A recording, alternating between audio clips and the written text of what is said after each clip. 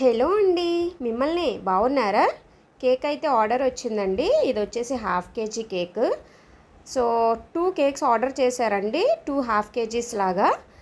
ఒకటేమో night 12కి cut చేస్తాను, అది కొంచెం త్వరగా ఇచ్చేయమంటే ఈ కేక్ని అయితే ప్రిపేర్ చేశానండి. So next day evening birthday పార్టీకి అని చెప్పి వేరేది కూడా చెప్పారు, అది కూడా ప్రిపేర్ చేస్తున్నాను.